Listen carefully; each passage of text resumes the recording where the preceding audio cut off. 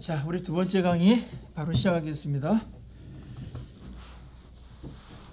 우리 11장에서는 두 증인에 대한 이야기가 있었죠. 두 증인이 교회인데 그 교회가 복음을 증거할 때 그들을 핍박하는 세력들이 있었다. 그래서 능력도 나타났지만 핍박으로 인해서 그 교회가 죽은 것만 같은 그런 상태에 있을 때도 있었다. 그것이 바로 이 편지를 받았던 당시의 7교회의 상황이었을 것입니다. 그러나 하나님께서는 그 교회에 생기를 불어넣으시고 살리시고 그 다음에 승천하게 하셨다는 것은 영광스럽게 만드셔서 대반전을 일으키셨다. 그거의 한 예가 로마의 핍박을 받았던 교회가 다 소멸된 것 같았는데 알고 보니까 그 교회에 의해서 로마가 오히려 정복을 당했다. 그것이 하나의 역사적인 한 좋은 예가 되겠고요. 이 본문에서 말하고 싶었던 내용이기도 합니다. 그러니까 어느 곳이든지 교회는 핍박을 당하는 일이 있는데 극심한 피해를 당할 때에도 하나님께서 이렇게 역사하실 것이라는 그런 소망과 위로를 주는 그런 메시지였습니다. 자, 이 12장에 들어가면은 이 싸움의 그 본질이 뭔가, 도대체 이 싸움은 무엇과의 싸움인가에 대해서 그 본질을 파헤치는 굉장히 중요한 고급 정보가 들어가 있는 내용입니다. 특별히 사탄이라고 하는 용에 대한 정보가 12장에 계속 되어 있고, 이 싸움이 단순히 지금 네로 황제나 도미티안 황제와의 갑작스러운 싸움이 아니고 이 싸움은 상당히 유서 깊고 굉장히 오래된 싸움의 연장선상에서 이루어지는 것이다. 그래서 이상하거나 또 왜 우리만 이래? 이렇게 생각하거나 그럴 필요가 없음을 이야기해주고 있고, 어떻게 또 대처해야 되는지, 용과의 싸움에서 어떻게 대처해야 되는지에 대해서 말씀하고 있죠. 여기서 이제 12장, 13장이 교회를 공격하고 있는 적들, 용과 두 짐승에 대한 실체를 드러나는 겁니다. 우리가 손자병법의 모공편에 보면은 지피지기면 100점 불태다라는 말이 있어요. 적을 알고 자기를 알면 100번 싸워도 위태롭지 않다. 우리가 사탄 박사가 될 필요는 없지만은 사탄을 알아야 됩니다. 어떻게 공격하는지, 어떻게 유혹하는지 그걸 알아야 돼요. 그 전술을 알아야 됩니다. 그래야 거기에 넘어가지 않거든요. 이거구나. 이런 목표로다, 이런 의도로다가 오는 거구나. 이런 걸 알면 우리가 이겨낼 수가 있겠죠.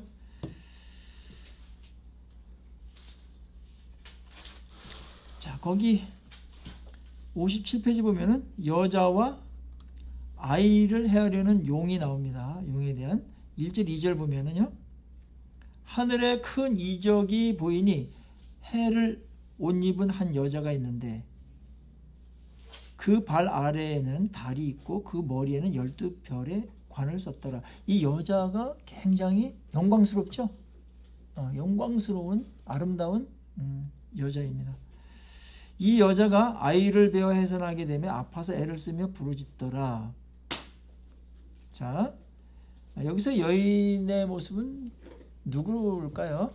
여기서 여자는 구약과 신약의 교회입니다. 영광스러운 교회고요.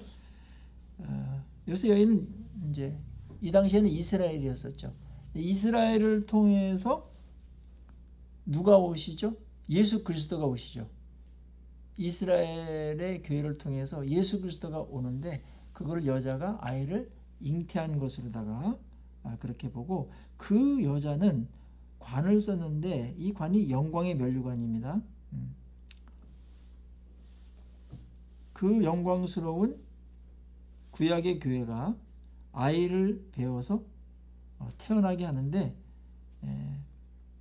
그 아이가 태어나는 그리스도에 대한 대망이 구약 전편에 깔려 있죠. 그래서 구약했을 때 약자는 약속 약자를 쓰는데 그리스도가 오실 약속이죠. 좀 요약한다면. 그래서 예수 그리스도의 출생에 대해서 얘기하는데 이는 이제 이스라엘 민족과 그다음에 메시아 승천 후에 이 땅에 남게 된 교회와 연관시켜 가지고 예수 그리스도의 출생을 지금 이야기하는 겁니다. 그런데 예수 그리스도의 이 출생을 기점으로 해서 이 용이 발악하면서 공격했다라는 이야기를 이제 하기 위해서 이 얘기를 또 하는 거예요. 자, 용의 실체가 나옵니다. 예수님의 그리스도의 탄생에 대한 이야기가 나왔고 3절 보세요. 하늘에 또 다른 이적이 보이니 보라 한 큰 붉은 용이 있어서 머리가 7이요 뿔이 10이라 그 여러 머리에 7 왕관이 있는데 그 꼬리가 하늘의 별 3분의 1을 끌어다가 땅에 던졌다. 그러니까 이 용은 사탄인데 사탄의 실체, 본체가 뭐냐? 그거 우리가 여기만큼 잘 설명된 게 없어요. 용은 사탄이고 그는 붉은데 이 붉은 것은 잔인한 폭력성과 파괴성을 의미합니다. 그 머리가 7인 것은 지식과 지혜가 있다는 뜻이고 뿔이 10개가 있다는 것은 왕적 권세와 큰 힘을 가지고 있음을 나타냅니다. 그는 완벽해 보일 만큼 큰 권세를 가졌어요. 그러나 그가 쓴 왕관은 아까 여자가 쓴 디아데마 그 영광스러움이 아니고 스테파노스인데 이는 정통성이 없는 권력자가 쓴 가짜 왕관입니다. 그래서 그 꼬리가 하늘의 별 3분의 1을 끌어다가 땅에 던졌다고 하는데 그것은 천사장 루시퍼가 타락 후에 다른 천사들을 미혹해서 3분의 1 정도 타락시켜가지고 자기 편으로 만든 것을 말합니다. 이것도 정말 태고에 일어나는 건데 어마어마한 얘기죠. 그죠? 예? 이런 일이 하늘에서 이미 있었다. 이게 천지창조 후에 있었는지 천지창조 전에 있었는지 모르겠어요. 그거에 대한 시점은 잘 모르겠는데 이런 일이 하늘에서 있었다. 구약에서도 얘기하고 있고 여기서 아주 그냥 확실하게 말해주니까 계시록에. 그러니까 용이 아이를 해하려고 해요. 이 그리스도를 해하려고. 그리스도가 태어나면 어떻게 해요? 자기한테 치명적으로 위험하기 때문에. 그래서 용이 해산하려는 여자 앞에서 그가 해산하면 그 아이를 삼키려고 해요. 죽이려고. 여자가 아이를 낳으니 이는 장차 철장으로 만국을 다스릴 남자다.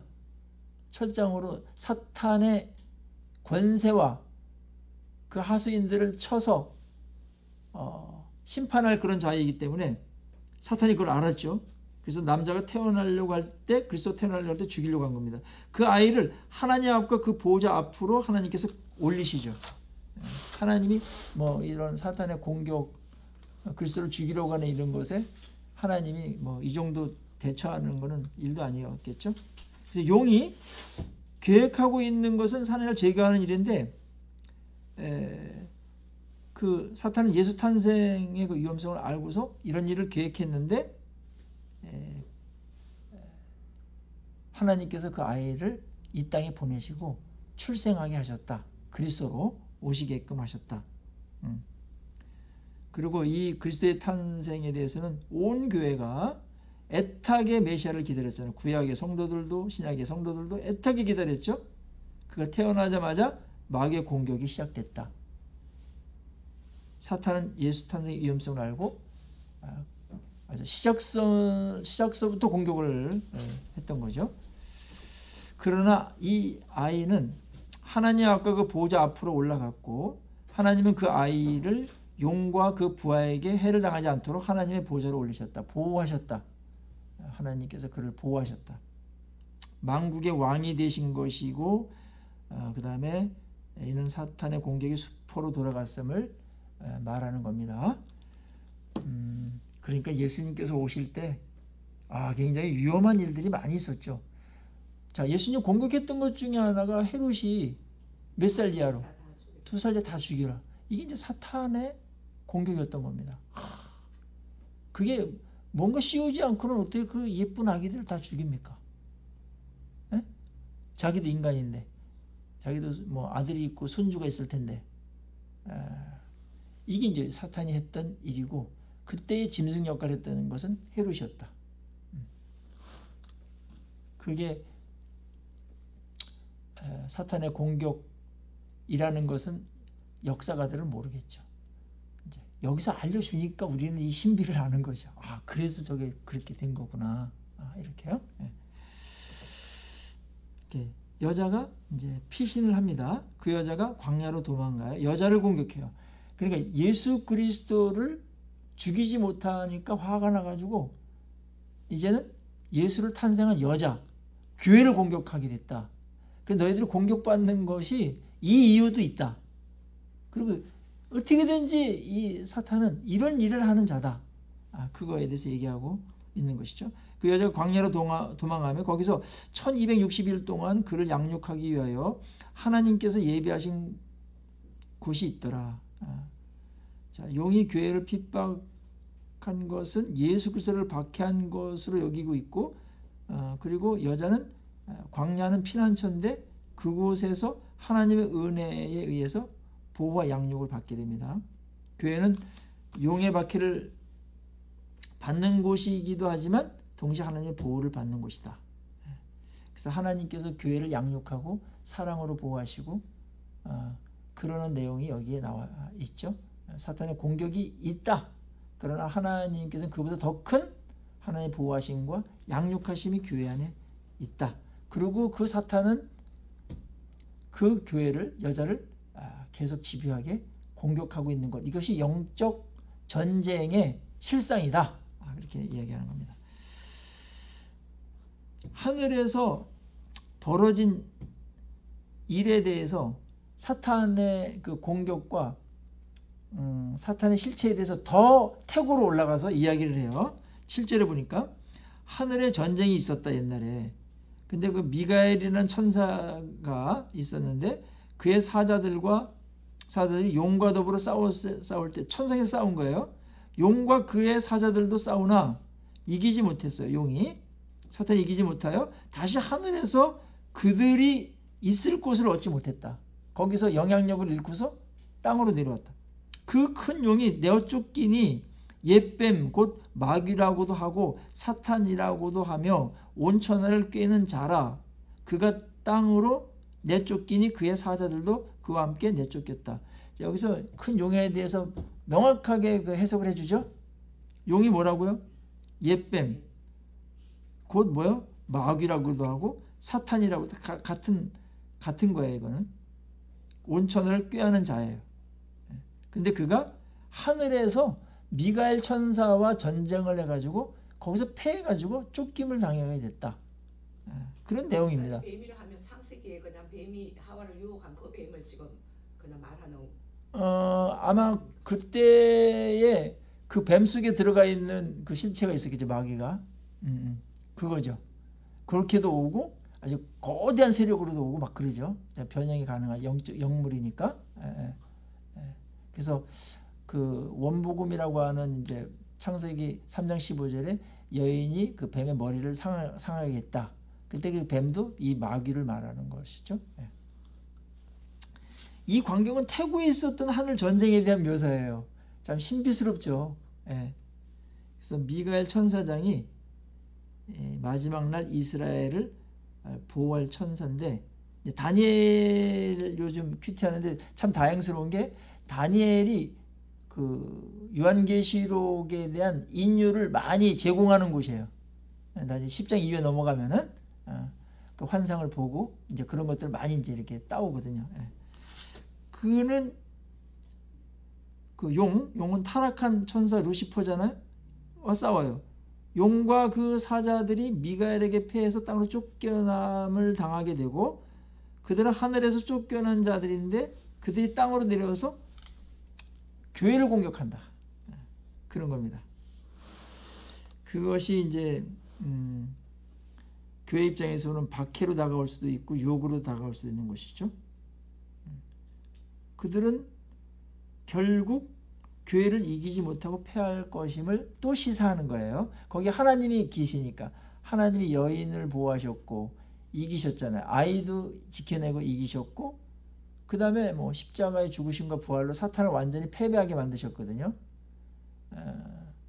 그리고 그 예수 그리스도를 왕으로 모시고 있는 이 교회가 패할 리가 없다. 이 마귀에게 패할 리가 없다. 그런 이제 뉘앙스가 짙게 깔려 있죠. 자, 하늘 보좌에서 승전가가 울려 퍼져요. 내가 또 들으니 하늘에 큰 음성이 있어 이르되 이제 우리 하나님의 구원과 능력과 그 나라와 또 그의 그리스도의 권세가 나타났으니 우리 형제들을 참소하던 자 곧 우리 하나님 앞에서 밤낮 참소하던 자가 쫓겨났고 또 형제들이 어린 양의 피와 자기들이 증언하는 말씀으로써 그를 이겼으니 그들은 죽기까지 자기들의 생명을 아끼지 아니하였도다. 그러니까 여기서 이제 마귀에 대해서 또 다른 별명이 하나 있는데 참소하는 자. 뭘 이렇게 자꾸 정죄하고 고소를 해요. 그래서 성도를 어떻게 공격하냐면 예수 그리스도를 믿음으로 우리가 의로워졌죠? 니까지 것들이 뭘 의로워? 이런지 안 졌어? 이러면서 해결된 죄 갖고 계속 우리 참소하는 거예요. 그게 넘어가지 말라. 그래서 의의 흉배를 붙여라. 이제 그런 내용들이 성경에 나오는 겁니다. 그러니까 우리를 넘어뜨리기 위해서 온갖 수단 방법을 다 동원해요. 그리고 우리 형제들, 우리 교회들은 승리하게 되는데 여기에 그 영적인 전쟁의 실체를 말해주고 교회가 그러면 이 마귀와 싸워서 이겨야 되는데 무엇으로 승리하는가? 그게 중요한 거겠죠? 무엇으로 승리하는가가 나와요. 여기 11절에. 첫째가 뭐예요? 어린 양의 피로 다 이긴다. 왜냐면 그가 정죄할 수 없기 때문에. 뭐 죄가 있어야 뭐 걸고 넘어지고 이러는데 다 용서받았어. 어린 양의 피의 능력으로 사탄이 참소하는 그 모든 죄가 다 무력해져 버렸어요. 그리고 하나님의 말씀이죠. 진리죠. 사탄은 우리를 뭘로 공격을 해요? 죄를 갖고 공격하는 거 어린 양으로 이기고 어린 양의 피로 거짓으로다가 우리를 미혹하죠. 거짓이 있을 때 거짓을 무력하게 만드는 게 뭐죠? 진실이죠. 진리. 진리가 있기 때문에 사탄의 거짓이 아주 우스꽝스럽게 되는 거예요. 백일하에 드러나는 거예요. 사기꾼이 있을 때 진실이 딱 있으면 그럼 끝나는 거예요. 그거는. 법정에서도 많은 이렇다 저렇다 뭐 서로 자기 입장에서 막 말하는데 물증이 하나 있으면 끝나. 증거는 사실 물증은 100개의 참소나 고소보다도 강해요. 그거 하나 있으면 이겨요. 그래서 우리가 말씀은 성령의 검이다라는 얘기가 이제 요한계시록에서 계속 나오는데 말씀은 왜 사탄을 무력시키는가? 진리니까.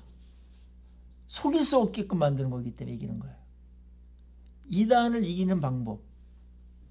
말씀으로 이기는 거죠. 왜냐하면 그들은 속이는 자들이니까. 말씀을 제대로 알면 아유 저거에 어떻게 넘어가 사람들이 이렇게 되어버린단 말이에요.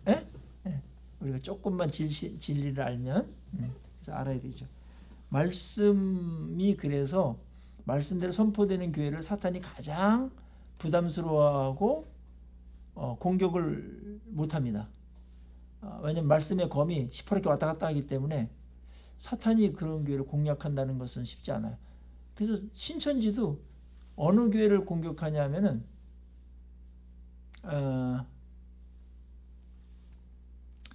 말씀이 약한 교회.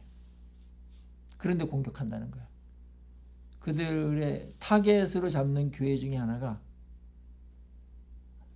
성도들 사이가 나쁘다든지 분열된데 삐지고 들어갈 때가 있죠. 누구 편들은 좋아할 거 아니에요. 거기서 이제 참 사탄의 어떤 계략인데 그 다음에 말씀이 뭔가 약해. 그러면 들어가서 뭐 조금 뭐 희한한 말 하더라도 속이기 쉬울 거 아니에요. 말씀대로 선포되는 교회는 신천지가 딱 탐색하러 들어왔다가 이건 안 되겠네 이러고 갑니다. 무슨 말 아시겠죠? 사람도 딱 보다 말씀이 너무 강해. 딱 진리로 무장이 너무 잘 돼 있어. 저건 헛고생이겠다. 이렇게 걔네들도 머리가 있는 거예요. 이게 먹히는 데와 안 먹히는 데를 아는 거예요. 그 다음에 무엇으로 이 사탄의 공격을 이길 수 있는가? 공동체입니다. 공동체. 좋은 교회죠. 공동체 안에 우리가 있을 때 보호를 받아요. 건강한 공동체 안에 있으면 보호를 받게 돼요. 개인은 좀 약하잖아요. 그래서 하나님께서 교회를 공동체로 묶어준 거거든요. 그 안에 있는 것만으로도 보호를 받습니다. 사탄의 그 패배에 대한 도발이 있는데 사탄도 가만 안 있죠. 12절에 그러므로 하늘과 그 가운데 거하는 자들은 즐거워하라. 그러나 땅과 바다는 화있을진저 이는 마귀가 자기의 때가 얼마 남지 않은 줄을 알므로 크게 분내어 너희에게 내려갔음이라. 그래서 지금 너희들 교회를 공격하는 게 지금 벌어지는 일들이다. 이런 겁니다. 설명이 되면은 오래 참을 수 있고 이길 수 있죠. 그래서 우리가 어떤 일을 당할 때 영적으로 이게 설명이 돼. 그러면은 힘을 얻어요. 설명이 안 되고 너무 막연하고 이게 뭐지? 이러면은 견디기 어렵고 이제 딴 길로 갈 수 있거든요. 근데 설명이 되고 명확해. 그리고 앞일의 전망도 내다볼 수가 있잖아요. 진상을 아니까 해석도 가능하고요. 그래서 이기는 겁니다. 그래서 여기에 지금 용이라고 하고 마귀라고 사탄이라고도 하는 사탄 할 때 뱀사자가 아니에요. 그냥 영어로 사탄이에요. 그쵸? 근데 뱀하고 이렇게 뱀사자랑 연결돼가지고 또 외우기는 쉬운데 또 혼동할 수도 있으니까.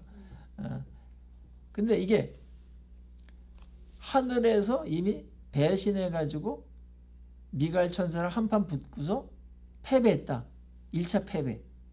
그 다음에 2차로 공격한 게 예수 그리스도가 이 땅에 오는 거에 대해서 공격을 했는데 그 여자인 이스라엘과 교회가 여자를 잉태하게 됐고 하나님께서 보호하셨고 지켜내셨다. 그래서 그 그리스도를 막지 못했기 때문에 치명적인 그런 일을 당하게 됐고 그래서 그 사탄은 뭘 공격한다? 그리스도는 이제 공격할 수 없으니까 교회를 공격한다. 지금 이렇게 된 겁니다. 이 싸움이 굉장히 오래된 싸움이고 그래서 그 싸움이 어떻게 지금 이루어졌는가 인류 역사상에서 천상에서 어떻게 시작되었고 어떻게 이루어지고 있는가 그런 얘기를 지금 하는 것이죠. 오늘날의 교회는 하나님께서 가장 중요하게 여기는 곳이고 하나님 나라를 확장하는 곳이기 때문에 사탄의 표적이 있다면 교회입니다. 어떻게든지 교회를 무너뜨리려고 하는 게 사탄의 공격의 핵심이에요. 핵심. 이걸 알아야 돼요. 이걸 모르고 사탄이 무슨 저기 히로인 하는 데 가 있고 헬로인 하는 데 가 있고 그다음에 저쪽 어떤 사람도 사탄이 또 카바레나 또 룸사롱 이런 데 가 있다고 생각하는 사람이 있는데 거기는 사탄이 생각했던 것보다 더 잘 돌아갑니다. 그래서 거기 연말 정산으로 한번 가고요. 사탄이 주둔하고 있는 곳은 교회입니다. 특별히 교회에서도 중요한 부서가 있겠죠. 당회를 집중적으로 공격할 거는 뻔합니다. 담임 목사. 그래서 기도 많이 해야 됩니다. 또 그분들은 내가 사탄의 표적이고 사탄의 리스트에 내가 올라가 있구나. 생각을 하고 깨어 있어가지고 묵상도 하고 기도도 더 많이 해야 되지. 지금 사탄의 공격받을 자리에 있으면서 가만히 이렇게 있다가는 그래서 넘어가는 거예요. 갑자기. 넘어가는 사람들이 있잖아요. 그럼 교회가 막 엉망이 되는 거라. 교회가 다 전체 휘청되는 거라. 사탄은 그걸 알아요. 누굴 공격해야 이 교회를 전체를 무너뜨리는지. 근데 어떤 사람들은 또 사탄이 아주 무시하는 사람이 있어요. 그냥 사탄에게 아무런 위협적인 존재가 아닌 사람들이 있어. 사탄한테까지 무시당하는 그리스도인들이 가끔 있단 말이에요. 그것도 문제예요. 사탄을 좀 긴장하게 만들고 이래야 되지. 사탄이 저까지 저건 그냥 있으나 마나해. 이런 그리스도인들은 이건 또 아무것도 아닌 거라. 그거는 하나님께도 인정받지 못하는 게 분명해요. 사랑하지만 안타까운 사람이죠. 근데 사탄에게까지도 무시당하면서 살아야 되겠어요? 그래서 실제적으로 우리가 실제적인 일이니까 이거는 현실 일이니까 그래요. 수시로 와서 약점을 파고들어서 어떻게든지 넘어뜨리려고 한다. 죄짓게 만들고 성장하지 못하게 만들고 그 다음에 더 근본적으로는 세상 사람들은 어떻게 해요? 복음을 받아들이지 못하게 만들고 그래서 복음 전할 때 가장 치열합니다.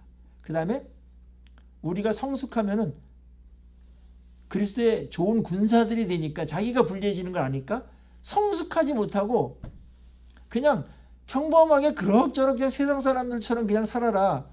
이렇게 하는 게 사탄의 전략이죠. 여기에 많이 넘어가 있는 것 같은데요. 한국교회는.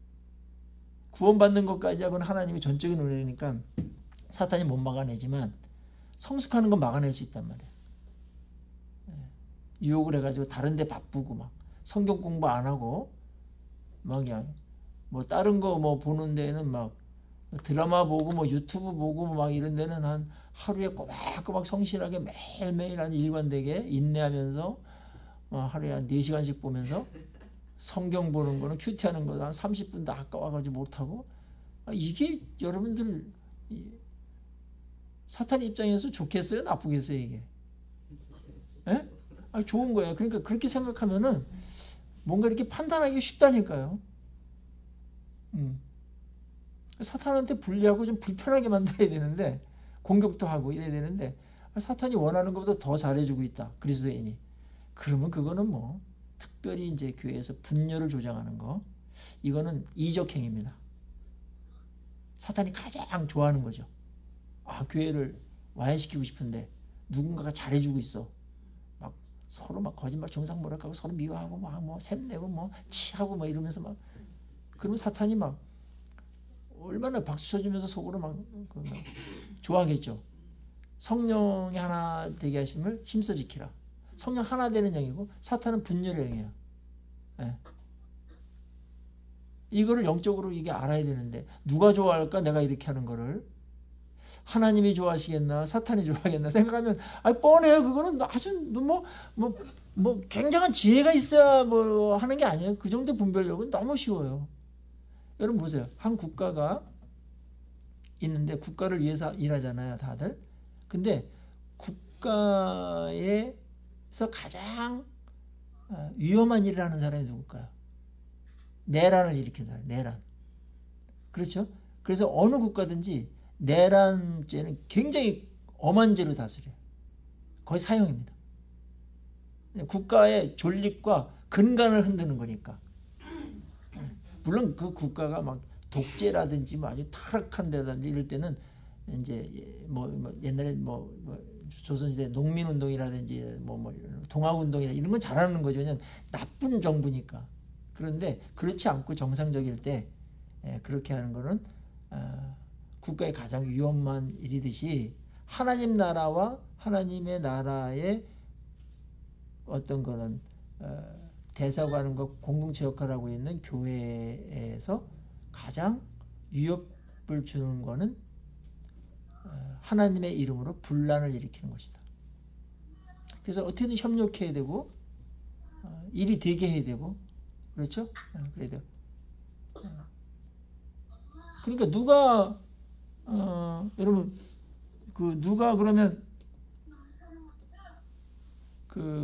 하나님께서 그럼 공동체에서 어떤 일을 하는 사람을 좀 이뻐하시겠어요?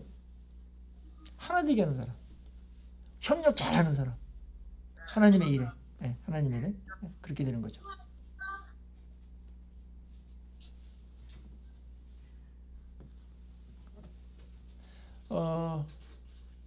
우리 옛날에 대가족이 있을 때 10명의 이제 남매가 있다고 보세요. 그러면 이제 뭐 추석이나 뭐 이럴 때 와서 이제 이렇게 일도 하고 그러는데 부모 입장에서 누가 이쁠까요? 뭐 선물도 가져온 사람이 이쁘겠지만 서로 이제 막 이렇게 뭐 형제 사이에 좀 이렇게 안 맞는 것도 있는데 이렇게 가지고 하나 되게 만드는 그 사람을 가장 이뻐하지 않을까요? 그 사람의 공헌도가 가장 큰 거야. 화목하게 하는 사람, 화평하게 하는 사람. 굉장히 중요한 겁니다. 일단 하나가 돼야 돼, 하나가. 자, 우리가 싸우는 것은 어린 양의 피와 말씀과 교회로 이긴다. 그래서 교회가 건강해져야 되고 교회는 진리 공동체가 됐을 때 사탄이 아주 위협을 느끼고 사탄을 우리가 공격하는, 대적하는 교회가 된다. 이런 부분입니다.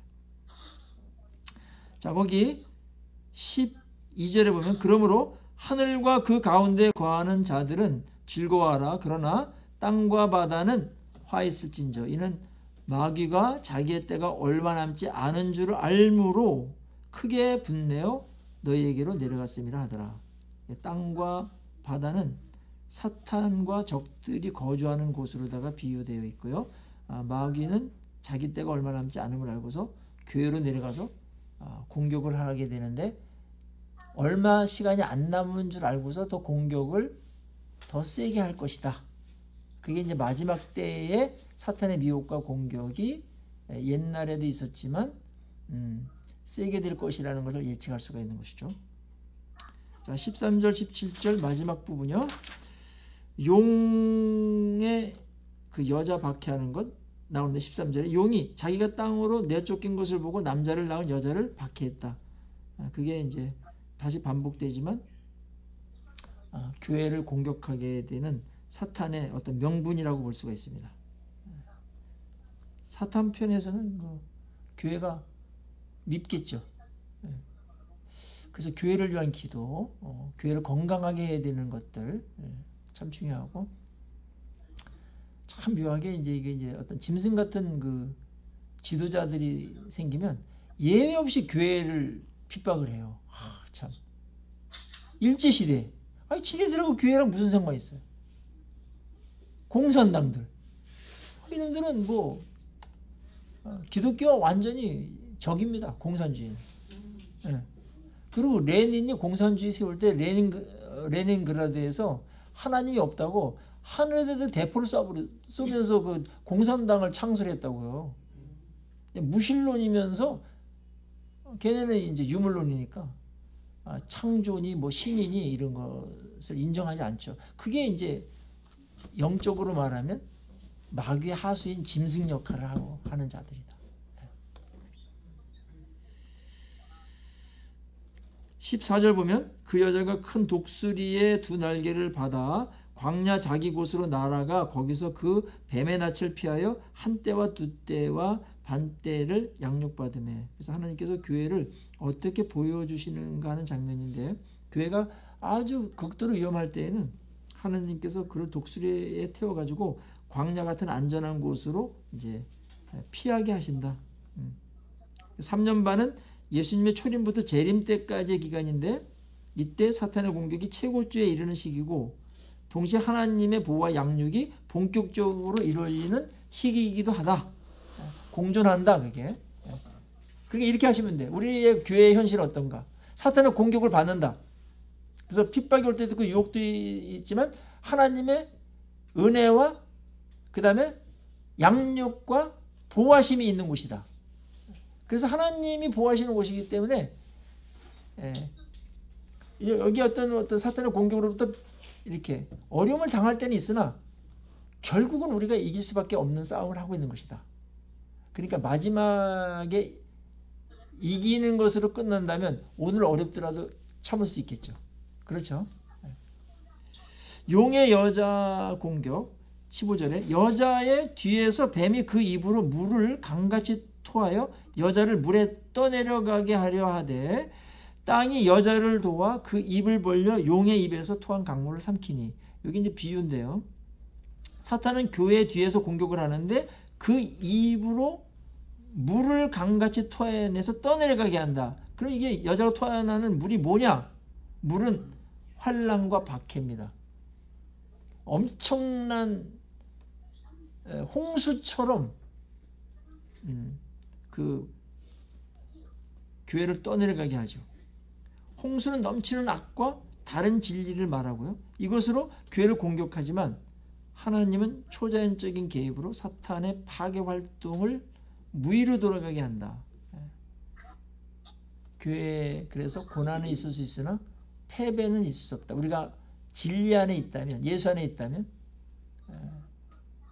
흔들림은 있을 수 있겠으나 넘어지지 않는다.